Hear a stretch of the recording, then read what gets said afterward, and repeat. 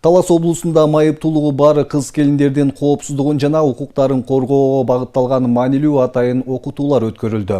Кыргыз Республикасынын эмгек социалдык камсыздоо жана миграция министрлиги тарабынан уюштурулган атайын окутууларга укук коргоо органдарынын өкүлдөрү, социалдык кызматкерлери жана жергиликтүү адистер катышты.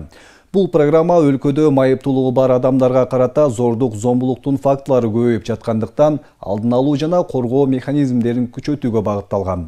Окутууларда адистерге зордук зомбулуктун түрлөрүн таануу, жабырлануучулар менен иштөө ыкмалары, мыйзамдык негиздер жана оперативдүү реакция берүү боюнча практикалык көнүмдөр жазылды. Окутууларда адистерге зордук зомбулуктун түрлөрүн таануу, жабырлануучулар менен иштөө ыкмалары, мыйзамдык негиздер жана оперативдүү реакция берүү боюнча практикалык көнүмдөр үйрөтүлүүдө. Мындай билим берүү иш-чаралары республиканын бардык аймактарында өткөрүлүп, майыптуулугу бар кыз келиндердин укуктарын корголушуна, аларга көрсөтүлө турган социалдык жана укуктук кызматтардын сапатын жогорулатууга чоң салым кошууда.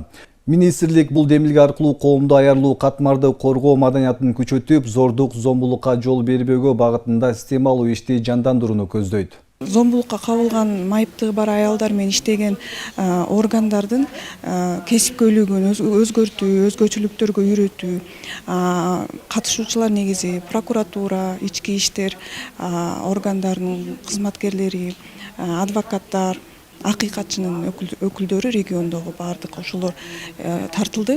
Ортодо талкуулар болуп жатат. Алар өздөрүнүн иштеринин кайсы жерде кемчиликтер болсо, ошол жактан бири-бири менен сүйлөшүп, мындай кандайдыр бир пробелдер болсо, ошолорду толуктоого жакшы мүмкүнчүлүк болду деп жатышат да. Таласта фактически практикада учурлар бар, бирок